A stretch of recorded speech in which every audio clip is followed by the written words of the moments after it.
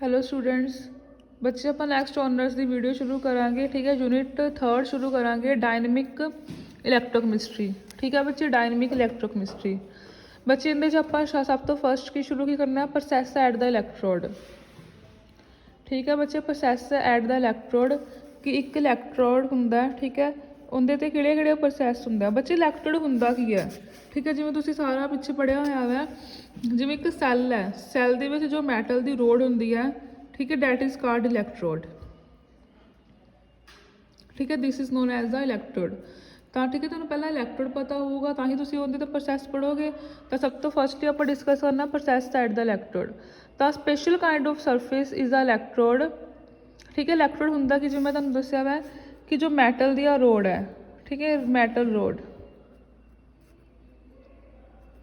ਤਾਂ special kind of surface is electrode. ठीक है, and it is a small piece of a metal or the other substance used to take an electrical current to or from the source of power। ठीक है, एक piece of metal ही ਹੁੰਦਾ ਜਾਂ ਕੋਈ ਹੋਰ substance ਹੁੰਦਾ ਵਾ ਜਿਹੜਾ ਕਿ ਇਲੈਕਟ੍ਰੀਕਲ ਕਰੰਟ ਨੂੰ ਇੱਕ ਜਗ੍ਹਾ ਤੋਂ ਦੂਸਰੀ ਜਗ੍ਹਾ ਲੈ ਕੇ ਜਾ ਸਕਦਾ ਹੈ। And the special kind of process that occur there is a transfer of electrons। ठीक है, इससे ਇੱਥੇ ਆਪਣੇ ਕੋਲ ਜੋ ਪ੍ਰੋਸੈਸ ਹੁੰਦੀ ਆ, ਆਪਾਂ ਪ੍ਰੋਸੈਸ ਆਫ ਇਲੈਕਟ੍ਰੋਡ ਪੜ੍ਹਦੇ ਪਿਆ ਨਾ। ਤਾਂ ਸਭ ਤੋਂ ਪਹਿਲਾਂ ਇੰਟਰੋਡਕਸ਼ਨ 'ਚ ਇਹੀ ਕਿਹਾ ਇਹਨਾਂ ਨੇ ਕਿ ਜੋ ਇਲੈਕਟ੍ਰੋਡ ਹੁੰਦਾ ਉਹ ਮੈਟਲ ਦਾ ਪੀਸ ਹੁੰਦਾ ਜਾਂ ਕਹਿ ਲਓ ਕੋਈ ਹੋਰ ਸਬਸਟੈਂਸ ਹੋ ਸਕਦਾ ਹੈ ਜਿਹੜਾ ਕਿ ਇਲੈਕਟ੍ਰੋਨ ਨੂੰ ਟਰਾਂਸਫਰ ਕਰਨ ਦੇ ਵਿੱਚ ਪਾਵਰ ਸੋਰਸ ਤੋਂ ਹੈਲਪਫੁਲ ਹੁੰਦਾ ਹੈ। ਕਿਉਂਕਿ ਆਪਣੇ ਕੋਲ ਇੱਥੇ ਕਿਤੇ ਅੱਗੋਂ ਨੈਕਸਟ ਬੈਟਰੀ ਲੱਗੀ ਹੁੰਦੀ ਹੈ, ਜਿਵੇਂ ਨੈਕਸਟ ਸੈੱਲ ਹੁੰਦਾ। ਇਹ ਬੈਟਰੀ ਕੀ ਕਰਦੀ ਹੈ, ਇਲੈਕਟ੍ਰੋਨ ਨੂੰ ਇੱਕ ਜਗ੍ਹਾ ਤੋਂ ਦੂਸਰੀ ਜਗ੍ਹਾ ਟਰਾਂਸਫਰ ਕਰਨ ਵਿੱਚ ਹੈਲਪਫੁਲ ਹੁੰਦੀ ਹੈ। ਠੀਕ ਹੈ, ਐਂਡ ਇੱਥੇ ਜੋ ਪ੍ਰੋਸੈਸ ਹੁੰਦੀਆਂ ਮੇਨਲੀ ਕੀ ਹੁੰਦੀਆਂ ਵਾ, ਟਰਾਂਸਫਰ ਆਫ ਇਲੈਕਟ੍ਰੋਨ। ਸੋ ਠੀਕ ਹੈ, ਇੱਥੇ ਇਹੀ ਆ, it is electrode, small piece of metal, and the special kind of process ਕਿਹੜੀਆਂ ਹੁੰਦੀਆਂ, transfer of electron। detailed knowledge of this factor it determine the rate of electron transfer। ਮਤਲਬ process ਕਿਹੜੀਆਂ ਹੁੰਦੀਆਂ, ਇੱਕ ਤਰ੍ਹਾਂ ਆਪਾਂ ਟਰਾਂਸਫਰ ਆਫ ਇਲੈਕਟ੍ਰੋਨ ਹੀ ਪੜ੍ਹਨਾ ਹੈ, rate of electron transfer and of electrical conduction in metal, semiconductor and devices। furthermore specific interaction with the electrode surface give the solute and solvent special properties that can be very different from those observed in the bulk of solution। ਆਪਣੇ ਕੋਲ ਹੋਰ ਕਿਹੜੀਆਂ processes ਹੁੰਦੀਆਂ, ਆਪਣੇ ਕੋਲ solute ਅਤੇ ਸੋਲਵੈਂਟ ਦੇ ਵਿੱਚ ਜਿਹੜੀਆਂ ਇੰਟਰੈਕਸ਼ਨ ਹੁੰਦੀਆਂ ਜੋ ਕਿ ਵੇਰੀ ਹੁੰਦੀ ਬਲਕ ਆਫ ਸੋਲਿਊਸ਼ਨ 'ਚ। So we begin with the description of electrode solution interface. ਠੀਕ ਹੈ, ਇਸ ਕਰਕੇ ਆਪਾਂ ਇਲੈਕਟ੍ਰੋਡ ਅਤੇ ਸੋਲਿਊਸ਼ਨ ਦਾ, ਕਿਉਂਕਿ ਆਹ ਇਲੈਕਟ੍ਰੋਡ ਹੈ, ਜਿਹ 'ਚ ਇਲੈਕਟ੍ਰੋਡ ਹੋਊਗਾ ਉਹਦੇ 'ਚ ਸੋਲਿਊਸ਼ਨ ਵੀ ਹੁੰਦਾ ਹੀ ਹੋਏਗਾ। ਮੰਨ ਲਓ ਜਿਹੜਾ ਇਲੈਕਟ੍ਰੋਡ ਹੈ ਜੇ ਕਾਪਰ ਦਾ ਤਾਂ ਇਹ 'ਚ ਕਾਪਰ ਸਲਫੇਟ ਦਾ ਸੋਲਿਊਸ਼ਨ ਹੋਏਗਾ, ਜੇ ਜਿੰਕ ਹੈ ਤਾਂ ਜਿੰਕ ਦਾ ਸੋਲਿਊਸ਼ਨ, ਜਿੰਕ ਸਲਫੇਟ ਦਾ ਸੋਲਿਊਸ਼ਨ ਹੋਏਗਾ। ਸੋ ਆਪਣੇ ਕੋਲ ਸਪੈਸ਼ਲ ਪ੍ਰੋਪਰਟੀਜ਼ ਜਿਹੜੀਆਂ ਹੁੰਦੀਆਂ ਵਾ ਆਪਣੇ ਕੋਲ ਉਹ ਇਲੈਕਟ੍ਰੋਡ ਸੋਲਿਊਸ਼ਨ ਇੰਟਰਫੇਸ ਦੀਆਂ ਹੋਣਗੀਆਂ। So specific interaction with the electrode surface give the solute and solvent special kind of properties that can be very different from those observed in the bulk of solution। So we begin with the description of electrode solution interface। Kinetic of electrode process can be discussed by using phenomenological approach that draw on the thermodynamic language। ठीक है बच्चे, ਇੱਥੇ ਸਿਰਫ introduction ਹੈ। ਪਹਿਲਾਂ ਦੱਸਿਆ ਕਿ ਆਪਣੇ ਕੋਲ ਜੋ ਇਲੈਕਟ੍ਰੋਡ ਹੁੰਦਾ ਵਾ ਉਹ ਮੈਟਲ ਦਾ ਪੀਸ ਹੁੰਦਾ। ਠੀਕ ਹੈ, ਜੋ ਇਲੈਕਟ੍ਰੋਡ ਹੁੰਦਾ ਉਹ ਸਮਾਲ ਪੀਸ ਆਫ ਮੈਟਲ ਹੁੰਦਾ। ਦੈਨ ਆਪਾਂ ਕਹਿ ਤਾ ਕਿ ਜੋ ਇੱਥੇ ਸਪੈਸ਼ਲ ਕਾइंड ਦਾ ਪ੍ਰੋਸੈਸਿਸ ਹੁੰਦੀਆਂ ਉਹ ਕੀ ਆ, ਟਰਾਂਸਫਰ ਆਫ ਇਲੈਕਟ੍ਰੋਨ ਹੈ। ਫਿਰ ਆਪਾਂ ਕਹਿ ਤਾ ਕਿ ਜੋ ਇਹਦੀ ਡਿਟੇਲ ਨੌਲੇਜ ਹੈ ਉਹ ਰੇਟ ਆਫ ਇਲੈਕਟ੍ਰੋਨ ਟਰਾਂਸਫਰ ਹੁੰਦਾ।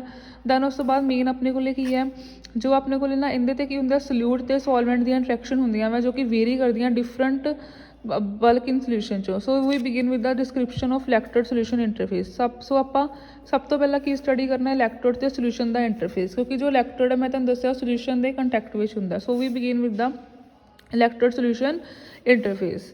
ਤਾਂ ਇਲੈਕਟ੍ਰੋਡ ਸੋਲਿਊਸ਼ਨ ਇੰਟਰਫੇਸ ਵਿੱਚ ਕੀ ਹੁੰਦਾ, ਠੀਕ ਹੈ, ਇਹਨੂੰ ਆਪਾਂ ਇਲੈਕਟ੍ਰੀਕਲ ਡਬਲ ਲੇਅਰ ਵੀ ਬੋਲ ਦਿੰਦੇ ਹਾਂ। ਕਈ ਵਾਰ ਪੁੱਛ ਲੈਂਦੇ ਹੁੰਦੇ what is electrical double layer.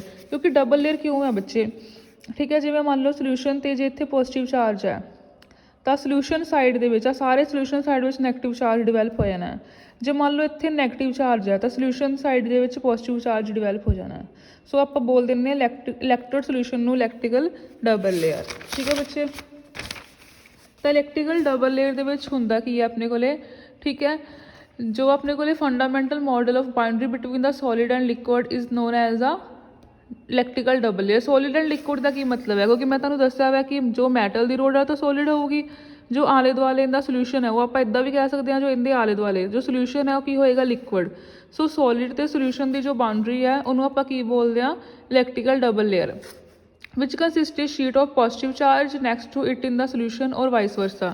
ਜਿਹੜੀ ਆਪਣੇ ਕੋਲੇ ਕੀ ਹੈ ਪੋਜ਼ਿਟਿਵ ਚਾਰਜ ਹੁੰਦਾ ਤੇ ਸੋਲੂਸ਼ਨ ਵਿੱਚ ਨੈਗੇਟਿਵ ਚਾਰਜ ਹੁੰਦਾ ਹੈ, ਜਾਂ ਵਾਈਸ ਵਰਸਾ ਕੀ ਹੈ, ਜਾਂ ਇੱਥੇ ਨੈਗੇਟਿਵ ਹੈ ਸੋਲੂਸ਼ਨ 'ਚ ਪੋਜ਼ਿਟਿਵ ਚਾਰਜ ਹੈ। ਠੀਕ ਹੈ ਬੱਚੇ, ਵਿੱਚ ਕ੍ਰੀਏਟ ਐਨ ਇਲੈਕਟ੍ਰੀਕਲ ਪੋਟੈਂਸ਼ੀਅਲ, ਕਿਉਂਕਿ ਪੋਜ਼ਿਟਿਵ ਤੇ ਨੈਗੇਟਿਵ ਚਾਰਜ ਤਾਂ ਕੀ ਕ੍ਰੀਏਟ ਕਰਨਗੇ ਉਹ electrical potential with difference called the galvanic potential difference.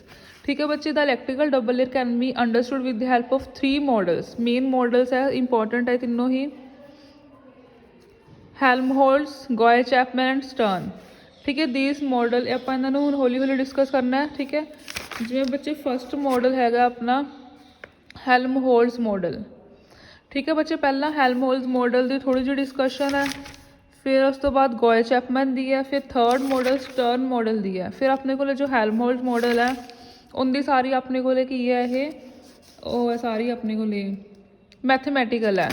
ਠੀਕ ਹੈ ਬੱਚੇ, ਮੈਂ ਕੀ ਕਹਿ ਰਹੀ ਹਾਂ ਦੁਬਾਰਾ ਦੇਖੋ, ਪਹਿਲਾਂ ਹੈਲਮਹੋਲਟਜ਼ ਮੋਡਲ ਦੀ ਥਿਊਰੀ ਹੈ। ਠੀਕ ਹੈ, ਫਿਰ ਬਾਅਦ 'ਚੋਂ ਉਹਦੀ ਆਪਣੇ ਕੋਲ ਕੀ ਹੈ ਮੈਥਮੈਟੀਕਲ ਹੈ। ਠੀਕ ਹੈ, ਕਾਪੀ 'ਚ ਮੈਂ ਇੱਦਾਂ ਲਿਖਿਆ ਹੋਇਆ ਕਿਉਂਕਿ ਜੇ ਮੈਂ ਮੈਥਮੈਟੀਕਲ ਪੋਰਸ਼ਨ ਕਰਾਉਂਗੀ ਤਾਂ ਥਿਊਰੀ ਦੁਬਾਰਾ ਤੋਂ ਦੱਸਣੀ ਪੈਣੀ ਹੈ। ਸੋ ਆਪਾਂ ਜਿਹੜਾ ਹੈਲਮਹੋਲਟਜ਼ ਮੋਡਲ ਹੈ ਮੈਂ ਇੱਥੇ ਦੀ ਬਜਾਏ ਸਿੱਧਾ ਇੱਥੇ ਹੀ ਡਿਸਕਸ ਕਰਨ ਲੱਗੀ ਹਾਂ। ਠੀਕ ਹੈ ਬੱਚੇ, ਹੈਲਮਹੋਲਟਜ਼ ਪੈਰਿਨ ਮੋਡਲ। ਹੈਲਮਹੋਲਟਜ਼ ਮੋਡਲ ਦੇ ਵਿੱਚ ਕੀ ਹੁੰਦਾ ਬੱਚੇ ਆਪਣੇ ਕੋਲੇ, ਇਹਨੂੰ ਹੈਲਮਹੋਲਟਜ਼ ਪੈਰਿਨ ਮੋਡਲ ਵੀ ਬੋਲ ਦਿੰਦੇ ਹਾਂ ਆਪਾਂ। ਠੀਕ ਹੈ ਬੱਚੇ, ਇਹਦੇ ਵਿੱਚ ਕੀ ਹੁੰਦਾ ਆਪਣੇ ਕੋਲੇ ਰੈਂਡਮ ਡਿਸਟਰੀਬਿਊਸ਼ਨ ਆਫ ਆਇਨ ਹੁੰਦੀ ਹੈ। ਰੈਂਡਮ ਮਤਲਬ ਕੋਈ ਜ਼ਰੂਰੀ ਨਹੀਂ ਹੈਗਾ ਕਿ ਮਤਲਬ ਕਿ ਆਪਣੇ ਕੋਲੇ ਆਇਨਸ ਕਿੱਥੇ ਹੋਣ। ਜਿਵੇਂ ਆਪਣੇ ਕੋਲ ਇੱਥੇ ਮੰਨ ਲਓ ਇਹ ਇਲੈਕਟ੍ਰੋਡ ਹੈ, ਇਹ ਕੀ ਹੈ ਪੋਜ਼ੀਟਿਵਲੀ ਚਾਰਜ ਇਲੈਕਟ੍ਰੋਡ ਹੈ, ਸਾਰਾ ਇਲੈਕਟ੍ਰੋਡ ਪੋਜ਼ੀਟਿਵਲੀ ਚਾਰਜ ਹੈ। ਇੱਥੇ ਆਪਣੇ ਕੋਲੇ ਕੀ ਹੈ ਸੋਲੂਸ਼ਨ ਦੇ ਵਿੱਚ ਨੈਗੇਟਿਵਲੀ ਚਾਰਜ ਦੀ ਲੇਅਰ ਹੈ। ਠੀਕ ਹੈ, ਤਾਂ ਆਪਣੇ ਕੋਲੇ ਕੀ ਹੈ this model is proposed by Helmholtz and Perrin that charge on the metal draw out from the random distribution of ion in the solution। ਠੀਕ ਹੈ, ਇਹਦੇ ਤੋਂ ਆਪਣੇ ਕੋਲ ਜਿੰਨਾ ਪੋਜ਼ੀਟਿਵ ਚਾਰਜ ਆ ਉਹਨਾਂ ਨੈਗੇਟਿਵ ਚਾਰਜ ਇੱਥੇ ਡਰਾ ਹੋ ਜਾਊਗਾ। ਠੀਕ ਹੈ, ਆਪਣੇ ਕੋਲੇ ਮੰਨ ਲਓ ਜੇ ਇੱਥੇ 4 ਪੋਜ਼ੀਟਿਵ ਚਾਰਜ ਆ, ਮਤਲਬ 4 ਤਾਂ ਨਹੀਂ ਇੱਦਾਂ ਬੋਲ ਸਕਦੇ ਆਪਾਂ, ਵੈਸੇ ਹੀ ਕੁਆਂਟਿਟੀ 'ਚ ਬੋਲਾਂਗੇ ਕਿ ਜੇ ਇੰਨਾ ਚਾਰਜ ਆ ਤਾਂ ਇੰਨਾ ਇੱਥੇ ਡਿਵੈਲਪ ਹੋ ਜਾਏਗਾ ਸੇਮ ਅਮਾਊਂਟ ਵਿੱਚ।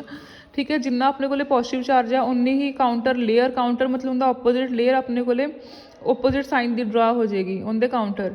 ਠੀਕ ਹੈ, so electrified interface consist of 2 sheet, one of electrode and other in the solution। ਆਪਣੇ ਕੋਲੇ ਦੋ ਸ਼ੀਟਸ ਹੋ ਜਾਣਗੀਆਂ, ਇੱਕ ਇਲੈਕਟ੍ਰੋਡ ਦੀ, ਇੱਕ ਆਪਣੇ ਕੋਲੇ ਸੋਲੂਸ਼ਨ। ਆਹ ਜਿਹੜੀ ਸ਼ੀਟ ਬਣਦੀ ਹੈ ਆਹ ਸੋਲੂਸ਼ਨ ਦੇ ਵਿੱਚ ਬਣਦੀ ਹੈ OHP, outer Helmholtz plain.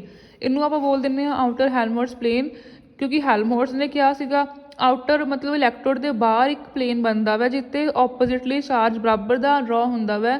So this is known as the outer Helmholtz plane. ਠੀਕ ਹੈ ਬੱਚੇ, since charge density on 2 sheets are equal, ਕਿਉਂਕਿ ਪਹਿਲਾਂ ਹੀ ਬੋਲਿਆ ਸੀ ਚਾਰਜ ਇਕੁਅਲ ਹੋਏਗਾ, but opposite equal and opposite in magnitude, ਕਿਉਂਕਿ ਜੇ ਪੋਜ਼ੀਟਿਵ ਹੈ ਤਾਂ ਨੈਗੇਟਿਵ। ਠੀਕ ਹੈ, so potential drop very linearly, ਕਿਉਂਕਿ ਚਾਰਜ ਇਕੁਅਲ ਹੀ ਹੈ ਇਸ ਕਰਕੇ ਆ ਫਾਈ ਪੋਟੈਂਸ਼ੀਅਲ ਹੈ, ਫਾਈ ਇਜ਼ ਦਾ ਪੋਟੈਂਸ਼ੀਅਲ। ਸੋ ਜਿਹੜਾ ਵੇਰੀ ਹੁੰਦਾ ਵਾ ਇਹ ਲੀਨੀਅਰਲੀ ਵੇਰੀ ਕਰੇਗਾ। ਠੀਕ ਹੈ, between the 2 charge layers। Now since there is equivalence between the electrified interface and condenser, ਜਿਹੜਾ ਇਲੈਕਟ੍ਰੀਫਾਈਡ ਇੰਟਰਫੇਸ ਹੁੰਦਾ ਕੰਡੈਂਸਰ ਦੀ ਤਰ੍ਹਾਂ ਹੁੰਦਾ ਬੱਚੇ, ਇਹਨਾਂ ਦੋਨਾਂ 'ਚ ਇਕੁਵਲੈਂਸ ਹੈ। ਕੰਡੈਂਸਰ ਵੀ ਤਾਂ ਇਹੀ ਹੁੰਦੇ ਆ ਕਿ ਪੋਜ਼ੀਟਿਵ ਆ ਨੈਗੇਟਿਵ ਦੀ ਲੇਅਰ ਹੈ। ਠੀਕ ਹੈ, ਸੋ ਆਪਣੇ ਕੋਲੇ ਕੀ ਹੈ ਕਪੈਸਿਟਰ ਦੇ ਵਿੱਚ ਆਪਾਂ ਕੀ ਯੂਜ਼ ਕਰਦੇ ਆ ਕਪੈਸਿਟਰ ਫੋਰ ਡਬਲ ਲੇਅਰ। ਇਸ ਕਰਕੇ ਆਪਾਂ ਇਹਦੇ ਜੋ ਮੈਥਮੈਟੀਕਲ ਕੰਸੈਪਟ ਹੈ ਉਹ ਕਪੈਸਿਟਰ ਦੇ ਨਾਲ, ਕਪੈਸਿਟਰ ਦੇ ਮੈਥਮੈਟੀਕਲ ਸਟੈਪ ਹੈ ਉਹ ਆਪਾਂ ਇਹਦੇ 'ਚ ਲਾ ਸਕਦੇ ਹਾਂ because they are equal। We know that potential difference across a condenser of unit area is given by, ਆ ਕੰਡੈਂਸਰ ਹੈ ਕਪੈਸਿਟਰ ਦੇ ਵਿੱਚ ਪੋਟੈਂਸ਼ੀਅਲ ਡਿਫਰੈਂਸ ਹੁੰਦਾ ਆਹ ਵਾਲਾ, ਇਹੀ ਆਪਣਾ ਫਿਰ ਇਹਦੇ ਵਿੱਚ ਹੋਏਗਾ ਇਲੈਕਟ੍ਰੀਫਾਈਡ ਇੰਟਰਫੇਸ ਦੇ ਵਿੱਚ। ਇਹਦੇ 'ਚ QM ਚਾਰਜ ਹੈ ਮੈਟਲ ਦੇ ਉੱਤੇ। ਠੀਕ ਹੈ, ER ਕੀ ਹੈ ਡਾਇਲੈਕਟ੍ਰੀਕਲ ਕੌਂਸਟੈਂਟ ਆਫ ਮਟੀਰੀਅਲ ਹੈ, E0 ਕੀ ਹੈ ਪਰਮਿਟਿਵਿਟੀ ਆਫ ਫ੍ਰੀ ਸਪੇਸ ਹੈ, D ਕੀ ਹੈ ਡਿਸਟੈਂਸ ਬਿਟਵੀਨ ਦਾ ਪਲੇਟ। ਠੀਕ ਹੈ ਬੱਚੇ, ਠੀਕ ਹੈ ਬੱਚੇ, ਹੁਣ ਇਹਦੇ 'ਚ ਆਪਣੇ ਕੋਲ ਕੀ ਹੈ ਲਿਪਮੈਨ ਇਕੁਏਸ਼ਨ ਯਾਦ ਹੀ ਰੱਖਣੀ ਹੈ। ਉਹਦੇ ਅਕੋਰਡਿੰਗਲੀ ਕੀ ਹੈ curly gamma over curly V is equal to minus of QM। Gamma interfacial tension ਹੁੰਦਾ, ਕਰਲੀ V ਕੀ ਹੈ change in surface tension. Curly gamma ਕੀ ਹੈ ਬੱਚੇ minus of QM curly V QM DV। ਇੱਥੇ DV ਦੀ ਜਗ੍ਹਾ ਬੱਚੇ ਪੁੱਟ ਕਰ ਦਿਓ ਪਿੱਛੋਂ, ਆਪਣੇ ਕੋਲ V ਇਹਦੇ ਇਕੁਅਲ ਸੀਗਾ ਨਾ V, ਇੱਥੇ ਜੇ ਆਪਾਂ D ਲਵਾਂਗੇ ਠੀਕ ਹੈ DV ਕਿੰਦੇ ਇਕੁਅਲ ਆ ਜਾਊਗਾ D epsilon R epsilon naught D QM। ਠੀਕ ਹੈ, ਇਹ DV ਦੇ ਇਕੁਅਲ ਆ ਗਿਆ। ਠੀਕ ਹੈ ਬੱਚੇ, ਤਾਂ DV ਦੀ ਵੈਲਿਊ ਆ ਗਈ। DV ਦੀ ਵੈਲਿਊ ਬੱਚੇ ਇੱਥੇ ਪੁੱਟ ਕਰ ਦਿਓ, ਇੱਥੇ ਪੁੱਟ ਕਰਤੀ, ਇੰਟੀਗ੍ਰੇਸ਼ਨ ਲੈ ਲਈ ਆਪਾਂ। ਠੀਕ ਹੈ, evaluate constant C we apply the following condition. ਆ C ਆ ਜਿਹੜਾ ਇੰਟੀਗ੍ਰੇਸ਼ਨ ਕੌਂਸਟੈਂਟ, ਠੀਕ ਹੈ ਬੱਚੇ। ਇੰਟੀਗ੍ਰੇਸ਼ਨ ਦੇਖੋ ਮੈਡੀਕਲ ਵਾਲੇ, ਗਾਮਾ ਦੀ ਜੋ ਇੰਟੀਗ੍ਰੇਸ਼ਨ ਦੇ ਵਿੱਚ ਕੀ ਹੁੰਦਾ, ਡੈਰੀਵੇਟਿਵ ਤੇ ਇੰਟੀਗ੍ਰੇਸ਼ਨ ਦਾ ਸਾਈਨ ਕੈਂਸਲ ਹੋ ਜਾਂਦੇ, ਗਾਮਾ ਆ ਗਿਆ ਪਲੱਸ C ਇੰਟੀਗ੍ਰੇਸ਼ਨ ਕੌਂਸਟੈਂਟ ਹੁੰਦਾ, ਠੀਕ ਹੈ। ਇੱਕ ਸਾਈਡ 'ਤੇ ਪਾ ਦਿਓ, ਚਾਹੇ ਇੱਧਰ ਚਾਹੇ ਉੱਧਰ, ਕੋਈ ਫਰਕ ਨਹੀਂ ਹੈ।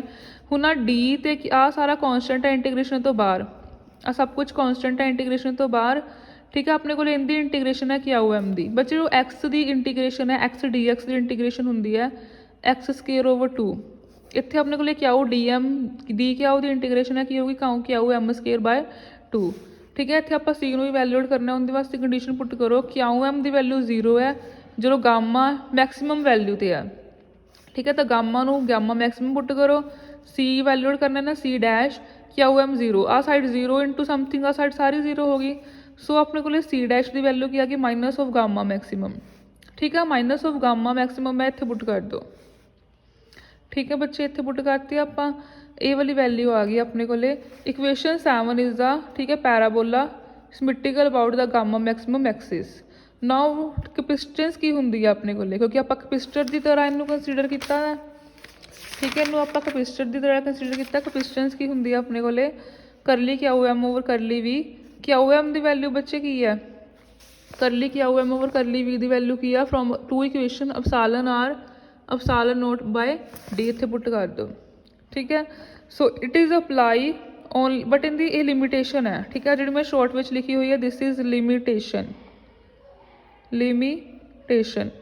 It is apply only for perfect electrocapillary curve that are parabola। ਸਿਰਫ ਉੱਥੇ ਹੀ ਅਪਲਾਈ ਹੁੰਦਾ ਪੈਰਾਬੋਲਿਕ ਕਰਵ ਦੇ ਉੱਤੇ, ਠੀਕ ਹੈ ਬੱਚੇ।